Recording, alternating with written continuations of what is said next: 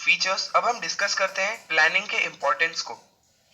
तो इसका सबसे पहला इंपॉर्टेंस है प्लानिंग प्रोवाइड्स डायरेक्शन, क्योंकि प्लानिंग में हम डिस्कस करते हैं कि हमें क्या करना है, कैसे करना है। तो इससे जो एम्प्लॉयज होते हैं उनको एक डायरेक्शन मिलता है कि आगे उन्हें क्या करना है और कैसे करना है, क्योंकि प्लान में हम पहले ही बता देते हैं कि हमें क्या ऑब्जेक्टिव्स को पूरा करना है, उन्हें कैसे पूरा करना है। तो जो एम्प्लॉयज होते हैं वो अपना काम उस प्लान के हिसाब से कर सकते हैं और एक तरीके से उन्हें एक डायरेक्शन मिल जाता है कि उन्हें कैसे काम को पूरा करना है। इसका जो सेकंड इंपॉर्टेंस है वो है planning reduces the risk of uncertainties, क्योंकि प्लानिंग में हम काफी सारे अजम्पशंस लेते हैं और काफी सारे प्रेडिक्शंस करते हैं कि क्या क्या पॉसिबिलिटीज या क्या क्या रिस्क हमें उठाने पड़ सकते हैं फ्यूचर में, अपने पास्ट एक्सपीरियंसेस के बेसिस पे और अपने एनवायरनमेंट को ध्यान में रखते हुए। तो अगर हम एक अच्छे से प्लान को बनाते हैं तो हम काफी सारी अनसर्टेनिटीज या जो भी रिस्क एकदम से अराइज होती है एक ऑर्गेनाइजेशन में, उसको इजीली टैकल कर सकते हैं या इजीली उनको ओवरकम कर सकते हैं, क्योंकि हमेशा हम प्लान में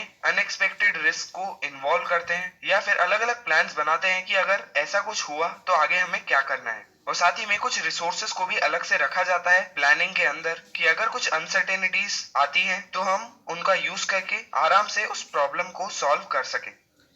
प्लानिंग का जो थर्ड इंपॉर्टेंस है वो है planning reduces overlapping and wasteful activities, क्योंकि प्लान में हम सारे डिपार्टमेंट्स जो एक ऑर्गेनाइजेशन में होते हैं उन सबकी रिक्वायरमेंट्स का ध्यान रखते हैं और प्लान को उसके हिसाब से बनाते हैं। और जो प्लानिंग होती है उससे कोऑर्डिनेशन डेवलप होता है इन अलग अलग डिपार्टमेंट्स के बीच में, क्योंकि उन सबको पता होता है कि उन्हें क्या करना है, जिससे हम ओवरलैपिंग ऑफ वर्क को अवॉइड कर सकते हैं। साथ ही में प्लानिंग में हम डिसाइड कर लेते हैं कि किस मैनेजर या किस एम्प्लॉय को क्या करना है। तो इससे जो भी एम्प्लॉयज या मैनेजर्स होते हैं उन्हें क्लियर रहता है कि उन्हें क्या काम करना है और उससे वो वेस्टफुल एक्टिविटीज को भी अवॉइड कर सकते हैं। इसके बाद जो फोर्थ इंपॉर्टेंस है प्लानिंग का वो है प्लानिंग प्रमोट्स इनोवेटिव आइडियाज, क्योंकि प्लानिंग में हम काफी ज्यादा सोचते हैं, काफी ज्यादा इंटेलिजेंस का यूज करते हैं, तो इसीलिए काफी ज्यादा चांसेस होते हैं कि हमें कोई बेटर आइडियाज आ जाए किसी काम को करने के लिए या उनके लिए कुछ बेटर प्रोसीजर्स या मेथड्स मिल जाएं। साथ ही में क्योंकि मैनेजर्स फ्यूचर कंडीशंस के बारे में भी सोचते हैं और अपनी एफिशिएंसी को बढ़ाने के बारे में भी सोचते हैं और इस तरीके से अलग अलग चीजों के बारे में प्लान बनाते हैं, तो इससे जो मैनेजर्स होते हैं वो भी इनोवेटिव और क्रिएटिव हो जाते हैं।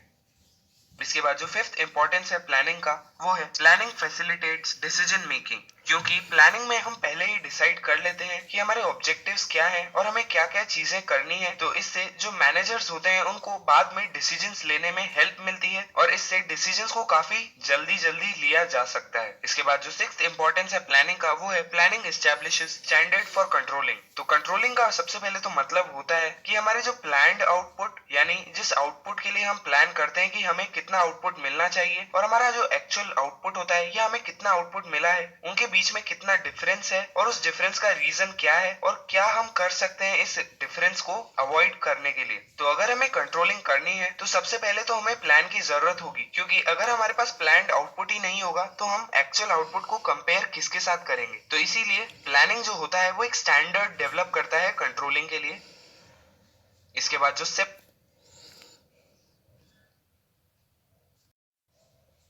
आज की वीडियो में हम कंटिन्यू करेंगे लिमिटेशंस ऑफ प्लानिंग से। तो इसका सबसे पहला लिमिटेशन है प्लानिंग लीड्स टू रिजिडिटी, क्योंकि प्लान्स में हम डिसाइड करते हैं कि हमें फ्यूचर में क्या करना है और कैसे करना है, और कभी कभी क्या होता है कि मैनेजर्स जो होते हैं उन्होंने जो डिसाइड किया होता है फ्यूचर में करने के लिए वो करना स्टार्ट तो कर देते हैं पर फिर उन्हें वो चेंज नहीं कर सकते हैं, और एक बार वो अपने प्लान को फॉलो करना स्टार्ट कर देते हैं और उसके बाद अगर मार्केट में कोई भी चेंजेस आते हैं या कुछ भी सर्कमस्टेंसेस चेंज आते हैं और वो अपने प्लान को चेंज नहीं कर पाते हैं तो उसके कारण ऑर्गेनाइजेशन को पॉजिटिव की जगह नेगेटिव रिजल्ट्स भी मिल सकते हैं या ऑर्गेनाइजेशन को नुकसान भी हो सकता है। और इस तरीके के रिजिड प्लान से काफी डिफिकल्टी आ जाती है एक ऑर्गेनाइजेशन में या काफी प्रॉब्लम्स अकर होती है। इसका अगर हम एक एग्जांपल लें तो अगर एक ऑर्गेनाइजेशन प्लान करती है कि उन्हें एक कमोडिटी की प्रोडक्शन करनी है और उसके लिए वो रॉ मटेरियल्स खरीद लेते हैं और उसका प्रोडक्शन स्टार्ट कर देते हैं और अपने प्लान को फॉलो करते हैं, पर हो सकता है कि बाद में मार्केट चेंजेस के कारण उस कमोडिटी की डिमांड ही अकर न हो, और क्योंकि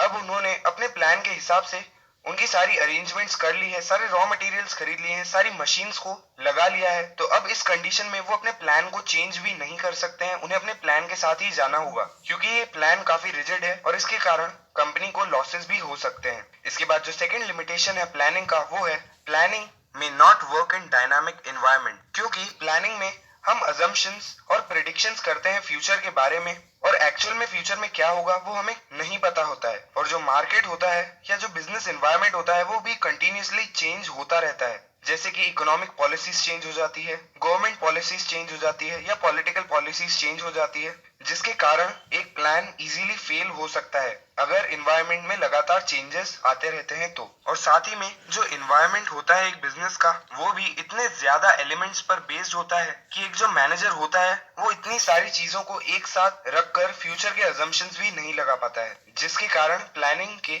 डायनामिक एनवायरनमेंट में फेल होने के चांसेस काफी बढ़ जाते हैं। इसके बाद जो थर्ड लिमिटेशन है प्लानिंग का, वो है इट रिड्यूसेस क्रिएटिविटी। इसका मतलब है एक बार जब प्लान बन जाता है मैनेजर्स के द्वारा, तब एक ऑर्गेनाइजेशन डायरेक्टली उसे फॉलो करना स्टार्ट कर देती है, बिल्कुल रिजिड तरीके से उसमें कोई भी चेंजेस करने की कोशिश नहीं करती है कभी कभी, और उस प्लान की ब्लाइंड फॉलोअर बन जाती है। और क्योंकि एक प्लान ऑलरेडी रेडी है, तो जो मैनेजर्स होते हैं वो भी एफर्ट्स नहीं लगाते हैं कि वो चेंजेस करें अपने प्लान में अपने मार्केट एनवायरनमेंट्स के हिसाब से। वो नए नए सजेशंस नहीं देते हैं, वो नए आइडियाज नहीं देते हैं, क्योंकि उन्होंने काफी सारी चीजें पहले ही प्लानिंग में डिसाइड कर ली है और वो उसे ही फॉलो करते हैं। इसके बाद जो फोर्थ लिमिटेशन है प्लानिंग का, वो है प्लानिंग इन्वॉल्व्स ह्यूज कॉस्ट। जैसा कि हमने फीचर्स ऑफ प्लानिंग में पढ़ा था कि एक मेंटल एक्सरसाइज है, एक इंटेलेक्चुअल प्रोसेस है, और उसे पूरा करने के लिए कंपनी बहुत सारे एक्सपर्ट्स को हायर करती है जो कि फ्यूचर के लिए अजम्पशंस क्रिएट कर सके और प्रिडिक्शंस कर सके फ्यूचर के मार्केट एनवायरनमेंट के बारे में। और उन एक्सपर्ट्स को हायर करने की कॉस्ट बहुत ही ज्यादा होती है,